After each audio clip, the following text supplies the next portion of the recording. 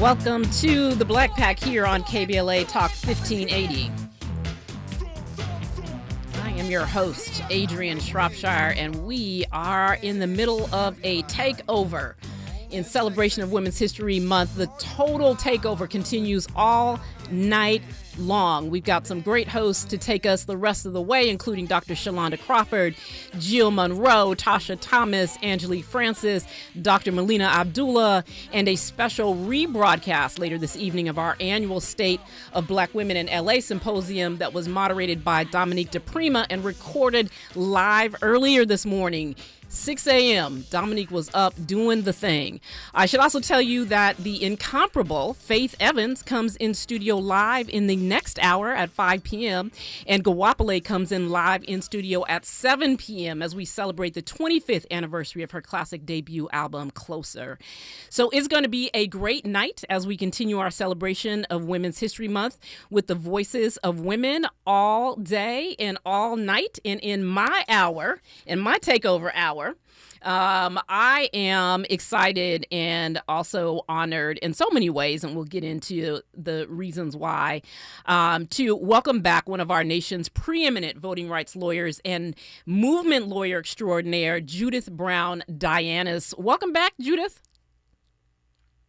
Hello, how are you? Happy Women's Month. We're headed to the end of Women's History Month, and I actually cannot believe that March ends next Tuesday. I know. But here we are. It went very fast.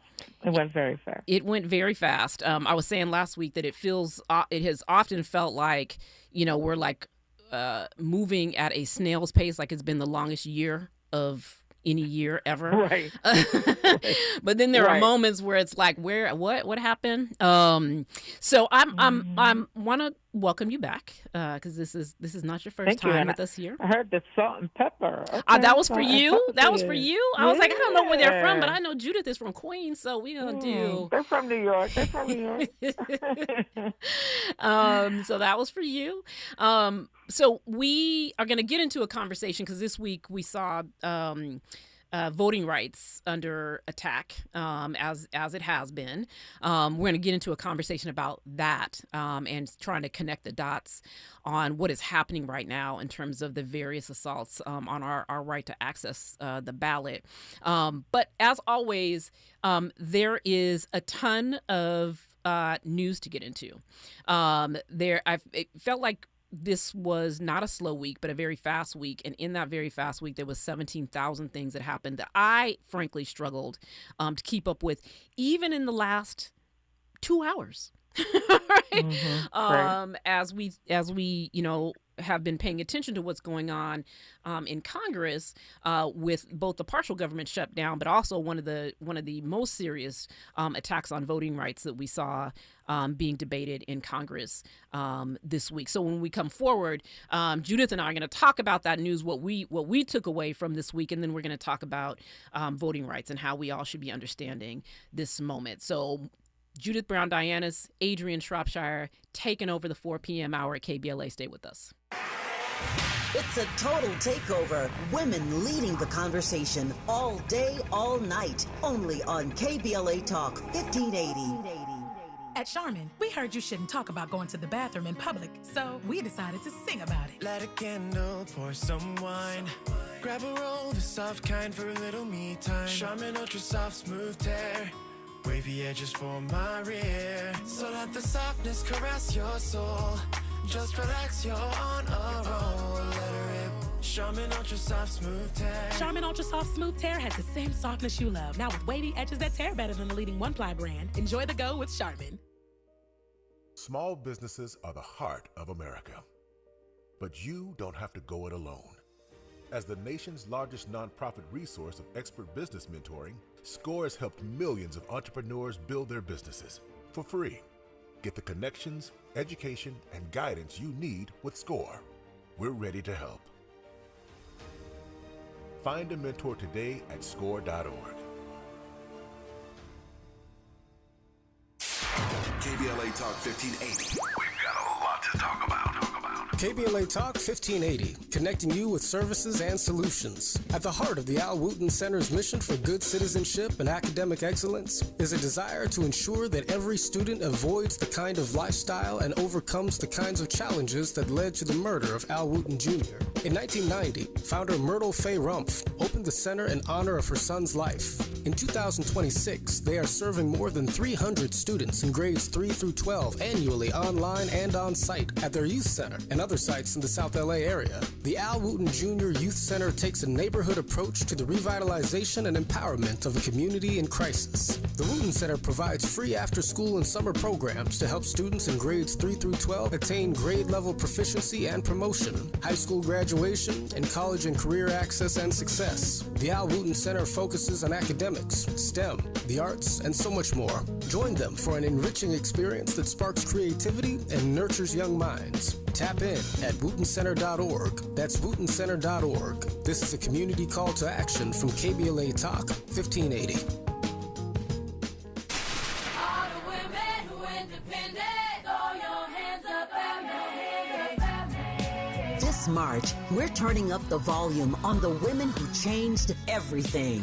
KBLA Talk 1580 is proud to celebrate Women's History Month, honoring the trailblazers, truth tellers, and game changers who shaped our world, our culture, and our community. From the freedom fighters to the firsts, from the boardroom to the front lines, from the unsung to the unforgettable. All month long, we're celebrating the stories, the voices, and the conversations that remind us that women, Black women, have always led the way. Don't miss a moment. This is our moment. This is our story. Stay tuned to KBLA Talk 1580, Los Angeles' home for the conversations that matter. I'm your girl, you're my girl, we your girls. Won't you know that we love you? You don't talk to me like that. Don't talk to your mommy like that. Unlike your mama, we can handle your black talk on the Black Pack with Adrianne Shropshire. You are listening to the Black Pack. We are in the middle of a all-women's takeover here at KBLA Talk 1580, and I am joined by Judith Browne Dianis, voting rights lawyer and friend to us all, the person we go to when we're like, hey, what is happening? Why are they attacking our rights? Judith, please do tell. I want to get into that, but before that, there was so much. Every week I say this. Every single week I say this, and Andy is sitting in there like, yes, every week you say this. There's so much going on, and there's every day, and I said before the break, like even in the last 2 hours, there's been so much happening. I want to just get your take on what is the thing that you take away from this week, because we had both the President of the United States, Donald J. Trump, deciding that he was going to put his signature on our paper money, right? Where the Secretary of the Treasury signature should be, but he's decided that he's writing his name on all of our paper money. He ripped up the corridor leading to the Oval Office. Apparently, there were photos of that today. He has only really been successful at one thing. I mean, we all know that he's, gone into bankruptcy many times. His businesses are not that successful. The only thing he's really been successful at is rebranding his daddy's last name, slapping him up on everything, and then licensing it, right, to different people. But he is definitely trying to rebrand America right now, from the Kennedy Center to the little ballroom that he's trying to make. There's that arch that he's also trying to build. And now he's putting his name on our money, and also wants a coin with his face on it. So I don't know that that's my top takeaway from this week, but we really should be paying attention to the way in which this person has decided that he owns America, and that he can put his name on anything that he wants. That's one of mine. But given all the things, what did you take away from the news this week? Well, it is the United States of Trump, right? So that's what he wants. Unfortunately, we didn't get that memo, but he's turning us into that. And remember, the thing about him is, remember that he actually, like, as crazy and as narcissistic as he's actually he's very good at branding and marketing, right? Mm-hmm. Like, people may not know, like, I'm from New York, so I know all about these, like, every business he's ever had goes belly up, right? Right. And most of the deals that he has had that work are just marketing deals, right? So, like, Trump Towers, Trump Casinos, he did not own that stuff. Right. Right. That's right. It was a marketing deal just to put his name on it. So that's what he's doing with America. It's a marketing deal. And he's putting his name on it, and he's making money off of it. But I think that, the thing that the story for me is TSA, right? Like, Yep. And the airports. And first of all, TSA agents being a pawn in the administration's efforts to expand ICE and to get more money for ICE.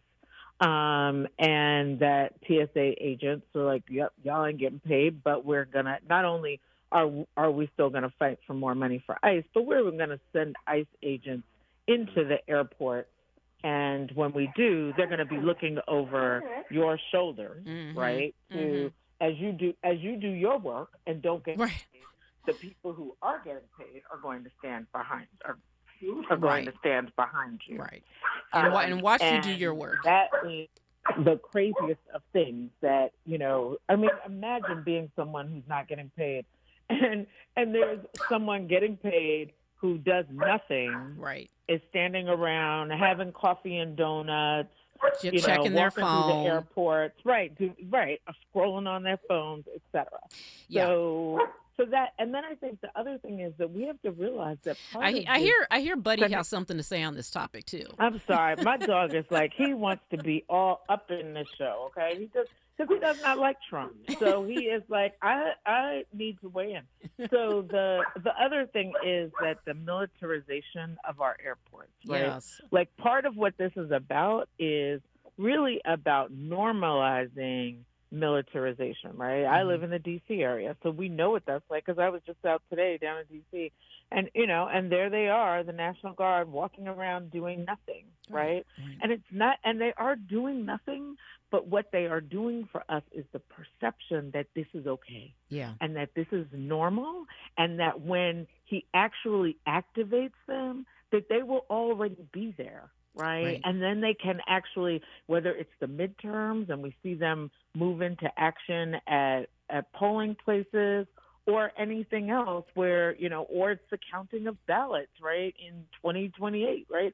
Like, that is, we should be used to it and not have a problem with it, is what they're priming us for, that kind of takeover. And so, this is just like the buildup, and like sometimes I feel very like I'm a paranoid, crazy person saying this, but this is what we're dealing with, and we should expect that things are going to ratchet up. So the TSA stuff is just, and it's just awful. And the other thing is that you get from that story is that they don't want this to be the lead in the midterms, right? And so he starts backing off of it, like, yep, let's pay them. Because he sees the airport lines, and he's like, oh, man, these people are going to be pissed off because all these spring break parents that are standing in line with their kids for hours, for 4 hours, like they are definitely thinking, like, we're going to lose, right? Not only are we in a war that nobody asked for, and we're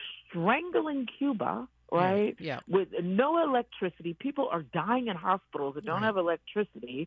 And we took Venezuela's oil like we can, right? And then we're going after like Ecuador. Like what people don't even know what Ecuador is, right? And then, the TSA. So they're trying to like figure out, how do we make a little bit of an about face on some of this stuff to save face? Well, on all of it. This is the thing where people were, referring him to as Taco, right? Like he gets into these things, realizes that he doesn't know what he's doing, and his people don't know what they're doing, and then they got to figure out a way to get out of it. I remember we talked about, going into Venezuela and stealing their oil. When they went into Venezuela, they said, we're taking over. We're taking over until there can be an election. That didn't happen. Right. They took over nothing. There was no election, right? So they have to find a way out. The TSA thing that feels important. And you made the point that he said, well, let's just pay them, because he cannot take the intensity, right, of what he has started. Just bring folks up to speed on what has happened. And this is the sort of last 2 hours, sort of rapid fire activity around this bill. So I don't know if folks paid attention to or not, but the Senate passed a bill to fund DHS last night, 2:00 in the morning, right? They passed a bill to fund DHS without funding ICE and Border Patrol. Right. So they give in to the Democrats. Right. The Democrats have been holding out saying there has to be checks on ICE and Border Patrol. The Republicans say, OK, we'll do it. They pass a bill in the Senate to fund DHS except for ICE and Border Patrol. They send that bill over to the House, and the House leadership says no. We will not. We will not go along with that. You will add back in Border Patrol and ICE, and you will give them money, or we will not support this. The Senate leaves. The Senate recesses. I saw pictures of people running through DCA trying to get up out of here. But Ted Cruz on a plane trying to get out of DC because the Senate's on recess for 2 weeks. So there was nothing getting done. So they're like, we're done. We're done. They're like, so we did our part. We are done. And so it is because of that then that Trump was like, let me sign this little executive order saying that we're going to pay the TSA people because now we got to pay them through this 2-week break, right? So that things don't go crazy for 2 weeks, as you said, while people are on spring break. And then when we come back, then the House and the Senate can work out what they're going to do with this spending bill. Right. But that's the play that happened literally in the last just few hours. It was a lot to watch. But to your point, and to your point, like he wreaks havoc in everything he does. Yep. And then they have to backtrack some because like, oh my God, like they don't, because no one's thinking through the consequences of these actions, right? And they're just like, oh, he had an idea, so we're gonna go do it. And then it's like, oh wait, we gotta slow that down. Yeah, I think it's they don't care about the consequences, right? And I think that, so one, they don't care about the consequences, and then they have to scramble. Now he has to find a legal way to pay them, right? They just don't have piles of cash under the Resolute desk, right? They have to figure out a legal way, right, for them to pay these TSA workers. But here we are, right? Like hopefully they get paid because, to your point, not only did they have to watch the unpaid. The unpaid TSA workers have to watch the paid ICE workers sit around and walk around airports doing nothing. I saw videos of the TSA workers training the ICE agents how to do their job while they're not getting paid, training people who were getting paid. Just unbelievable, right? It's awful. It is absolutely awful. It is. I mean, this is like the fact that could happen. First of all, we should be clear. We should not have ICE at airports. No. Like, that is not where they should be. They do not, they don't belong there. They are lawless agents. We do not need them at our airports, right? And they sure as heck should not be doing the job of TSA agents, right? And the other thing behind this is that Project 2025 says that, they want to get rid of TSA, and they want to privatize TSA so that they don't have to deal with unions, et cetera. So that's the other thing that's happening that is behind the scenes. Such a good point. And I'm looking at the chat where people are weighing in on YouTube, and I know that Morris knows this. I know that Morris knows that in Project 2025, what Judith just said is true. There's a part of Project 2025 that talks about getting rid of TSA. Right, for the reasons that Judith just stated. And this just, they said what they said, and then they've been doing what they do, right? And so there's no reason to think that this attempt to break the TSA union, right, isn't a part of the plan out of Project 2025. So that was some news.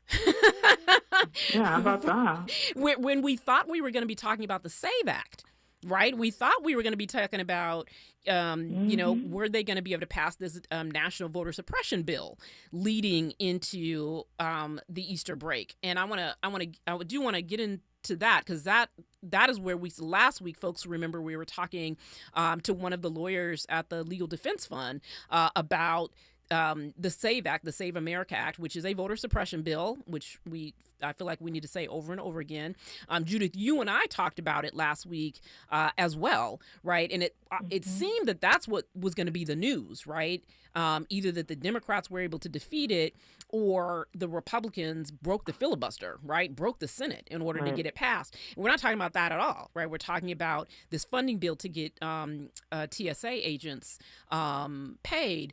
I want to just bring up one other piece of news from this week and get your opinion on it. So we saw in the New York Times this morning, or I think it was this morning, right, an article about Pete Hegseth, the Secretary of Defense, intervening in promotions, the elevation of service members to new positions, that he intervenes, apparently has been intervening in promotions, particularly to make sure that Black people and women are not getting promotions inside our military.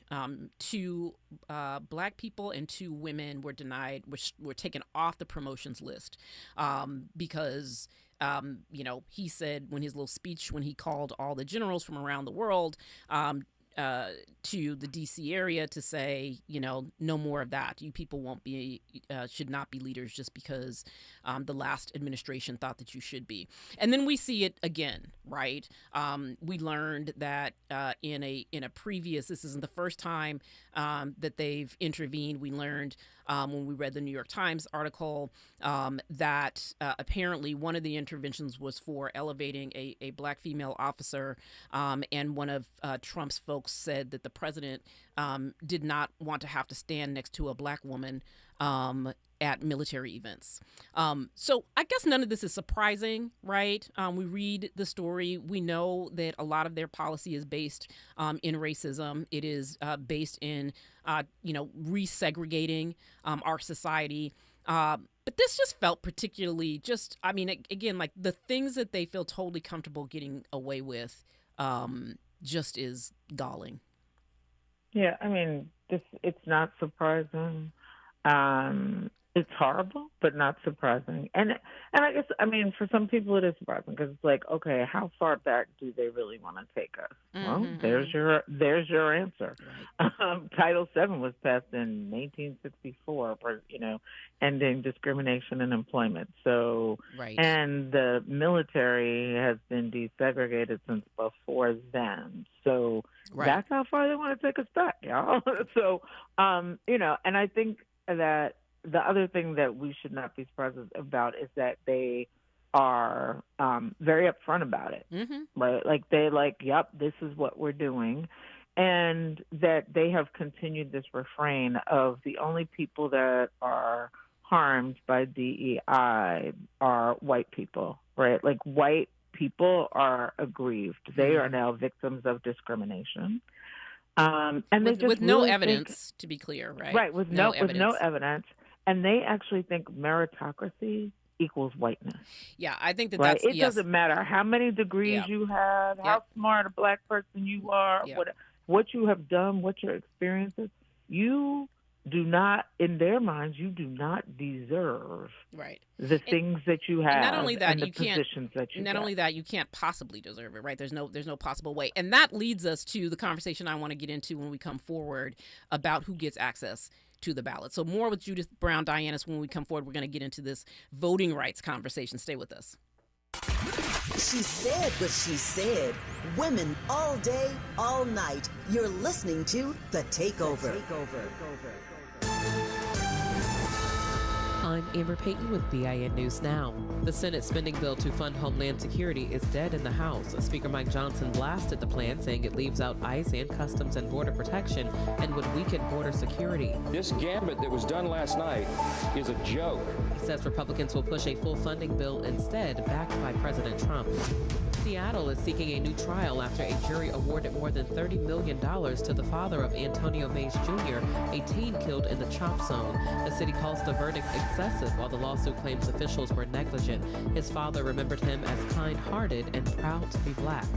And Black Detroit Mayor Mary Sheffield has ordered that all proceeds from city-owned commercial property sales go to Detroit's Affordable Housing Trust Fund, up from 40%. The move is expected to generate about $4 million a year to support affordable housing and prevent displacement.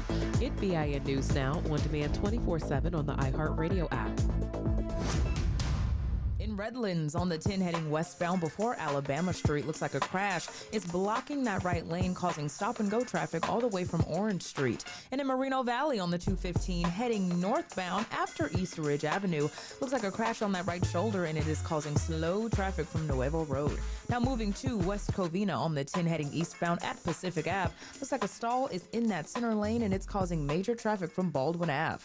Life Source Water is celebrating their 42nd anniversary sale. Save up to $1,500 off the purchase of your new system. Call their local factory at 1-800-WATER-99 or visit lifesourcewater.com. Ends March 31st. Warranty limitations apply. This is the KBLA Sports Minute with Ray Richardson. There is a dangerous attack on diversity in the National Football League coming out of the state of Florida. Florida Attorney General James Uthmeyer sent a letter to NFL Commissioner Roger Goodell demanding that the league get rid of the Rooney Rule. The Rooney Rule, established in 2003, requires NFL teams to interview minority candidates for head coach and executive positions. Uthmeyer claims the Rooney Rule is blatant race and sex discrimination and that hiring should be based only on merit. Uthmeyer is threatening the NFL with a civil rights lawsuit if the league does not comply with his demand. Uthmeyer needs to know that the Rooney Rule was implemented because blatant race and sex discrimination was preventing qualified minority candidates from getting top-level jobs in the NFL. Yes, the Rooney Rule should be modified, but it does not need to be abolished because somebody thinks it's unfair to white people. No debates, no speculation, just the info you need. That's your KBLA Sports Minute. I'm Ray Richardson on KBLA Talk 1580. Yeah, yo, come on. Pick up the drum. At KBLA Talk 1580, we fight the power every day. Yeah, gotta give us what we want. Gotta give us what we need. Hey. I listen to KBLA and I love the commercials. I know what the commercials mean. I also, if I'm looking and trying to figure something out, I need something to talk to me that might hit me. And it happens on TV because, you know, every time they show a sporting event, they got the pharmaceutical companies back to back telling people how to fix the sickness on the same stuff that they sell them. So we get it. Yep, we get it too, Chuck D. And that's why at KBLA Talk 1580, we don't black down. Drop it. Our freedom of speech is freedom of death. We got to fight the powers that be. Fight the power. Fight the power. KBLA Talk 1580. We've got a lot to talk about. KBLA Talk 1580, connecting you with services and solutions. The Michael's Daughter Foundation is dedicated to inspiring youth and resilience through storytelling, arts, filmmaking, and enrichment programs for youth and families in under-resourced communities and system-impacted individuals. The Michael's Daughter Foundation is a 501c3 nonprofit providing free and low-cost arts programs to youth and families from under-resourced communities, both system-impacted youth and those affected by the incarceration of a loved one. 1 in 43 children in America have a parent incarcerated. 70% of those children are expected to end up in prison. Through filmmaking, animation, theater, and writing, they help young people express themselves, build confidence, and imagine new possibilities. Beyond the arts, they offer financial literacy workshops, emergency support, and scholarships. Because thriving takes more than talent, it takes access. To learn more about the impact of Michael Daughters Foundation and how you can be a part of the movement, please visit their website, michaelsdaughterfoundation.com. This is a community call to action from KBLA Talk 1580. Hey there, Los Angeles. This is James Lucky Jr., publisher and editor of Los Angeles News Observer. Are you hungry for news that matters to you in the African-American communities of Los Angeles? Well, buckle up, because we got the scoop you've been craving. Stay in the know and never miss a beat with our free weekly publications conveniently available near you. Or hop on the digital wave and become an exclusive subscriber at OGNSC.com. Don't forget to join the party on Instagram and Twitter at OGNSCINC for behind-the-scenes access and sizzling updates. No more FOMO. Let's stay informed, connected, and empowered together.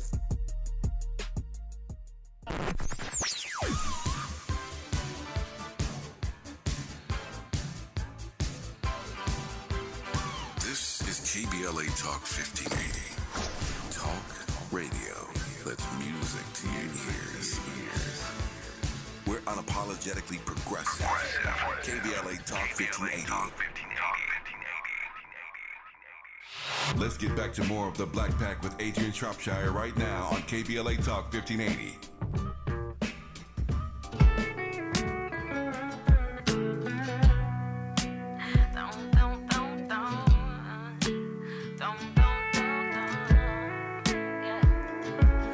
Sometimes you wanna go where the people know your name. And if you wanna be alone where they don't, that's okay. It doesn't matter who you are, 'cause we all got a little pain. You ain't gotta look far to see we all want the same thing. So if you hit the bar with me, raise a drink, whole town jumping, 6 strings drumming, it's a party. Everybody say hey. She's a guitar lady, driving them crazy from the back of the Ford to the hood of the Mercedes. Guitar lady, make her wanna sing along. All right, I'm singing to y'all. This is the Black Pack, and I am your host, Adrianne Shropshire, but apparently I am also your musical entertainment for the 4 p.m. Takeover hour. What are we taking over? In celebration of Women's History Month, there is a total takeover going on all night long. We've got some great hosts to take us the rest of the way into the evening, including Dr. Shalonda Crawford, Jill Monroe, Tasha Thomas, Angelique Francis, Dr. Melina Abdullah, and a special rebroadcast later this evening of our annual State of Black Women in LA Symposium, moderated by Dominique DePrima, and was recorded at 6 o'clock this morning. I should also tell you that the incomparable Faith Evans comes in studio live in the next hour at 5 p.m. and Gawapale comes live in studio at 7 p.m. as we celebrate the 25th anniversary of her classic debut album, Closer. So it's going to be a great night. It's been a great day. It's going to be a great night as we continue this celebration of Women's History Month with the voices of women all day and all night. And I am taking over this hour with Judith Browne Dianis, voting rights lawyer and movement lawyer extraordinaire. Judith, I know you don't listen to the Country Black Girls as much as I do, but I love that song that we just played, and that I was literally trying to sing under my breath, but I can't not sing it. It's a song by Britney Spears called Guitar Lady, and it really is about, leaning on guitar ladies like Britney Spencer. What did I say? Mm-hmm. No, I did not say that. No, I did not. Britney Spencer. Can we? You said Britney Britney Spencer. So, sort of how do we, make sure that we're, that we take the opportunity to think about our culture and those who make us feel good and lean on that. And I think that's part of Women's History Month, as sort of a throwback, right, to all the great women artists that have gotten us through. I was looking at a little video on Instagram today, someone talking about Yolanda Adams and the comments of everyone weighing in with their list of their favorite song. So she's not quite a guitar lady, but in the same vein. And we'll get to that in your sort of sheroes. We'll talk about that. But I do want to get into this conversation about voting rights, because as I said before the break, we thought we were going to be having a conversation about the knockdown, drag out battle in the U.S. Senate over the Save America Act, which is a voter suppression act. No matter what they try and say, they try and call it a voter ID law. It is not that. It is a proof of citizenship law designed to suppress the vote of the hundreds of millions of Americans who do not have access to citizenship documents. But that apparently is going to have to wait until after Easter. But I wanted to just get your thoughts, because I know we've talked about this before, that it feels like oftentimes there are these competing kind of, or they're not even competing, there are these isolated voting rights fights happening, right, around the country, whether it is the SAVE Act that's in the Senate or the individual SAVE Acts that are being passed and implemented in multiple states across the country right now.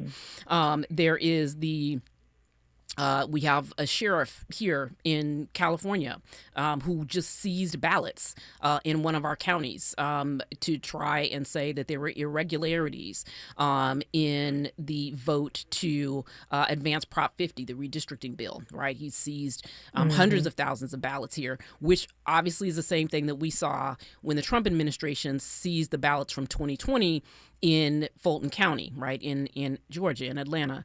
And so sometimes these things happen and we see them in the news and they feel like they're isolated things, and there's that attack, there's this attack. We know that there's a Supreme Court case coming down that could end the Voting Rights Act completely. But talk a little bit about how these things are not actually isolated and where they are trying to take us. Sure. So this is a coordinated effort by Republicans to undermine our democracy, to maintain and grow their power across the country.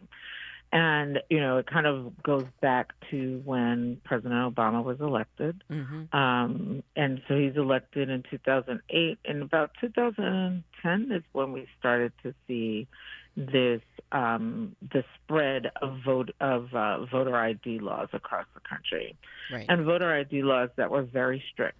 So, current ID with your current address, with a signature on it, with a photo on it, instead of the multiple ways that you could prove yourself under federal law. States started to pass it. So we have to know that it's coordinated because these laws were introduced, copycat laws, in many states across the country. So it wasn't just a coincidence, right?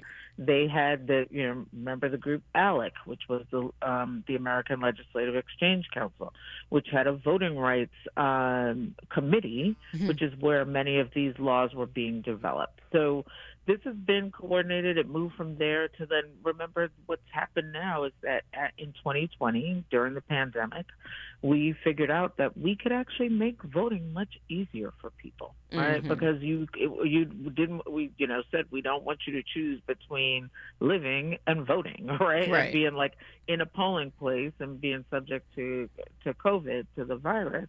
And so they made voting much easier. And election officials will tell you that they don't have election integrity problems, that voter fraud is not a problem, that they have lots of ways of making sure that people are who they are, et cetera. But this has been the way. It's like if they can make it, they want to make it harder for you to register, harder for you to vote, easier for you to be kicked off the roll. Right? And so, and the hope is that the harder they make it, that we will give up and that we will not participate. Yeah. And that has been, I mean, the sort of the good news for us in all this, I will say, is that, going back to 2010. The Senate went on recess. But they'll be back. They'll be resurrecting, as it were, after Easter. But Adrianne, can I just say this? That the other thing is that people should know that the SAVE Act, like Trump was clear. If we get the SAVE Act done, that we, the Republican Party, will maintain power for decades to come. So, I mean, so again, he is not hiding the ball, y'all, right? This is like, he's being very explicit about what the intent is behind it. The other thing is that the Supreme Court, there was a case this past week that was arguing in the Supreme Court about mail-in ballots. They want to do away with mail-in ballots, right? Because they think they tell everybody it's fraud. There ain't no fraud in mail-in ballots, but they want to do away with it.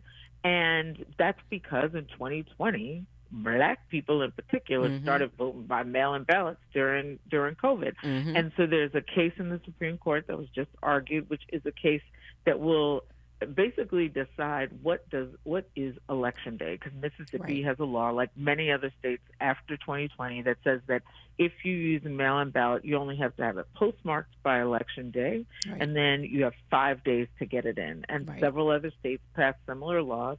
They want to say that actually it has to be in hand on Election Day. So you have to vote earlier. And so, which is interesting because he just voted by mail-in ballot. That's right. The president who says that vote by mail is cheating, votes by mail. Yeah.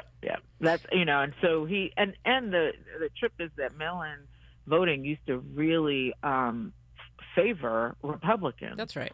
Until 2020. That's right, and now it no longer does. I think this is important because we also know that there are some changes at the post office too, right? Where the post office is saying that you can drop your mail, doesn't mean they're going to put a postmark on it for that day anyway. So there are some things that folks just need to start getting ready for, and I think that that's important too, right? Like some of these things are either whether they get it through legislation or they get it through policy through the post office. Some of this stuff is going to change, and we need to make sure that we stay up on that and keep folks informed on what some of these changes are going to be. When we come forward, Judith, I want to talk a little bit more about voting rights, what we can expect from the Supreme Court. But I also want to talk to you about the legacy of women who have fought for generations to ensure our rights, right, and to ensure our access to our full citizenship in this country. So when we come forward, I want to get into that more with Judith Browne Dianis when we come forward. The women have the mic, and they're not giving it back. It's a total takeover, all day, all night. KBLA Talk 1580. For over 40 years, Black women physicians have shown up for you in clinics, classrooms, and communities. The Association of Black Women Physicians is dedicated to your health, your family, your future. We are more than a membership. We are a movement. Visit blackwomenphysicians.org. The Association of Black Women's Physicians is proud to sponsor the Women's History Month Total Takeover, Friday, March 27th, amplifying the voices of women all day, all night, only on KBLA Talk 1580. Heading out of town this spring? Metro makes getting to LAX easier than ever. Just take the C or K train lines to the new LAX Metro Transit Center. Then catch a free shuttle straight to your terminal. Easy, affordable, stress-free. Travel smart. Go Metro. My name is Tyrone Owens, and this is my home for 23 years that burned in the fire. Me and my wife, Charlene, we had this whole yard decorated every year. This was the house that sparkled throughout the entire neighborhood on all the holidays. It's a community that will never be the same due to the negligence of a utility company. So I am pretty upset about that. We were nowhere near being able to rebuild with our insurance. It's going to cost $1 million to put your house back up. I want to get back to that point where we were before the fire. I'm starting to get emotional, but I'll work through it. LA Fire Justice has been wonderful for us. They're just caring people. I mean, we have all faith in them. Big ups to LA Fire Justice, who's given us hope to rebuild 100%. Advertisement. Douglas Foster, 221 East Walnut Street, Suite 100, Pasadena, California, 91101 is the attorney responsible for this ad. LA Fire Justice is proud to sponsor Conversation Live, Altadena Rising with James Farr on KBLA Talk 1580. KBLA Talk 1580. We've got a lot to talk about. KBLA Talk 1580, connecting you with services and solutions. These are hard times for housing in America. Too many in our community face barriers to safe housing, behavioral health care, and affirming spaces for healing, particularly those impacted by poverty and stigma or incarceration. Rooted in South LA, AMAD supports impacted communities through housing, wellness, and leadership development. AMAD provides culturally responsive, peer-led support from transitional housing and mental health services to leadership development and youth empowerment. They offer safe, affirming houses for youth, transgender women, and formerly incarcerated individuals. Therapy and peer support with a focus on healing trauma in Black communities. HIV prevention and care, free testing, education, and wraparound services for whole person wellness. Standing in the gap with health, housing, and hope. Reach out to Ahmad Institute at 323-569-1610. That's 323-569-1610. Or visit amaad.org. This is a community call to action from KBLA Talk 1580. You're inside the Black Pack with Adrianne Shropshire on KBLA Talk 1580. And we are in conversation with Judith Browne Dianis. Before the break, Judith, I was saying that I wanted to talk a little bit about the history of women who have fought for the right to vote, as we're watching multiple attacks on multiple fronts on our ability to exercise our constitutional right. And we often don't think about that legacy, I think, in the ways, or lift up that legacy in the ways that we should. And so I wanted to, as we're sort of combining pieces of the conversation between what is what is the Supreme Court about to do, particularly because we have Justice Ketanji Brown Jackson there, who is, is and will be a part of Black history.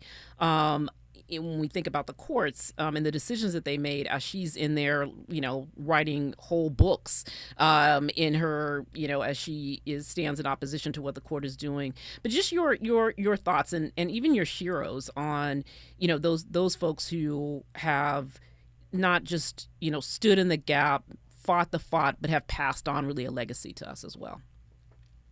Yeah. So, I mean, the Supreme Court is basically poised to kill the Voting Rights Act. I mean, that's the bottom line. Mm-hmm. They have whittled away at it, and taken this part off and killed that part and this part. But there's what is left of it, which is a very important part of the Voting Rights Act, Section 2, that allows us to show that race discrimination, just a straight up race discrimination, they are ready to get rid of it. Yeah. And so it's very scary because it means we will have no protections. We'll have to go back to the Constitution, the 14th Amendment, the 15th Amendment. But quite frankly, the standards for bringing those cases are very difficult, mm-hmm. right? And that's what the Voting Rights Act was there to help, right? And to make it easier to actually protect voting rights. Right. And there's another one of those instances where they're like, well, you can't use race to redistrict because that's racist. Well, actually what we're trying to remedy is the racist redistricting, right? So it's just crazy and circular, but we have to know that this Supreme Court has justices on it who have disliked and been after the Voting Rights Act for a long time. Mm-hmm. And it makes me think about people like Lonnie Guinier that mm-hmm. people don't really talk about. Right. A professor, a lawyer at the NAACP Legal Defense Fund, just a brilliant voting rights lawyer who not only protected Black voters throughout her career, but then also was an architect of thinking about how do we create a multiracial democracy right. where even people who are in the numerical minority actually get to have power, right? And so people like her, of course, there's Fannie Lou Hamer, all the women who have been on the front lines, even there are people who are living, right? Mm-hmm. Justice Anita Earls in mm-hmm. North Carolina, who did many of the really important voting rights cases in the state of North Carolina, right? The Shaw v. Reno cases that were redistricting, and now she's a Supreme Court justice in North Carolina. So, we've been in these streets and on the front lines of protecting voting rights since the beginning of time. And you have too. I mean, that really is also your career. And so I think you mm-hmm. fall in that tradition, right? You are one of the women who, when people write the story, your name will be in there. And I wonder what you think about where we are going. What is we know what the attacks are. We know that they want us to think that it's inevitable. It is not inevitable. But where is this heading, and what is each of our role in making sure that we don't see the legacy of our ancestors dismantled? Well, I think, we are going to see the Voting Rights Act be harmed again. I think that means that, there are states where they're passing state Voting Rights Acts. I'm very proud of the work that I helped pass the Voting Rights Act in the state of Virginia, the first mm-hmm. state Voting Rights Act in the South, right? That is going to make a difference and bring protections at the state level. And I think that what it's going to mean is that we are going to have to overcome barriers to voting like we haven't seen since 1965. Right. And that means that we have to be determined. We have to be committed to this thing called democracy and to having a say, because I do believe that the people have the power to overcome this. But we have to show up. We have to continue to do the work. And what's old is new, right? We are fighting, our grandmothers and grandfathers fights again. Mm-hmm. And this is what happens when you start winning. Right. The backlash is swift and it is aggressive, but that's okay because we're resilient and we know how to fight. Yeah.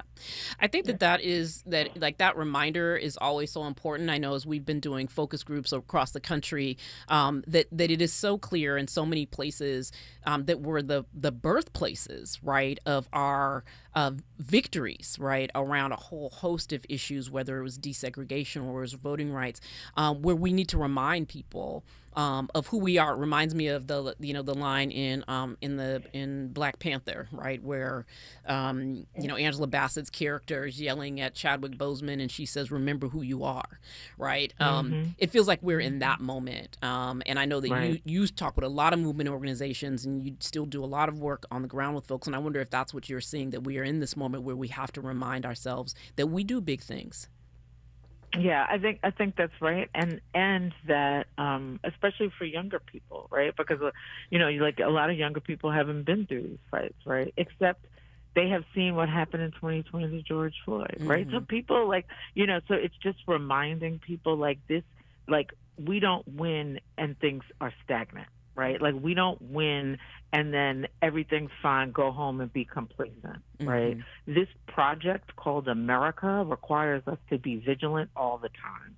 And so we've got to keep reminding people of that and letting them know that we can win, we have won, and that we will continue to win. Because that's the thing, is people feel like a little hopeless in this situation. Yeah. But I always think about I have no right to be hopeless, right? When my people were dreaming about freedom, right? And abolition of slavery. Like, who am I to be hopeless? So I think that's what we have to hold on to, is that we're those people, who can make these things happen. Well, I think that's right, and I know I've heard you say about how resiliency is exhausting, right? And we are always having to make a way out of no way. But I think part of and all that's true, but the reality is that we are the way out of a no way people, right? That's always been the case, and again, I feel like there's just this importance of reminding ourselves that is the case, that is who we are. That's why I love Center so much, right? Because it was a reminder in so many ways of what we hold on to make sure that we get over. And so I want to thank you. We've been winning. We've been winning, right? Yes. Look at all the Black elected officials across the country. Right. That is because we have been winning. Yeah. So we just got to keep building. Well, that's your point about the pushback is here because we are actually advancing, right, the project of a multiracial democracy. We're advancing that, and so because of that, we're getting the pushback. But I wanted to say thank you for your life's work that you have dedicated and committed and sacrificed, quite frankly, for our community. And so I want to say thank you. You are also women's history, as you lay out your sheroes. You are a shero to many people. And so I just want to thank you and me too, because you're like a mentor to me, and I appreciate that. Thank you. And you to me. This is a me and Judy going back and forth about who's older. Right, exactly. I know I'm older, but that's okay. Whatever. We are. So Judith and I are handing over. We're passing the baton on this Women's History Month takeover here at KBLA. I will be back next Friday, 4 to 6 p.m., but there is a lot more to go this evening. Please stay tuned for the incredible conversations we have, including coming up next with Dr. Shalonda Crawford. Stay with us. KBLA 1580 Santa Monica. I'm Amber Payton with BIN News Now. A bipartisan bill led by Black Georgia Senator Raphael Warnock would boost research at HBCUs by creating a centralized system to connect schools with federal STEM funding. Lawmakers say it aims to close funding gaps and expand opportunities for Black students in research. Detroit is exploring new redevelopment options for the historic Packard plant site. Black Mayor Mary Sheffield says the city is considering broader plans, including a cultural center, skate park, and new manufacturing space at the long-abandoned factory. And rapper Fat Joe is still facing a lawsuit from his former hype man, though serious allegations like rape and trafficking have been dropped. The case now focuses on financial disputes, with Terrence T.A. Dixon claiming he was underpaid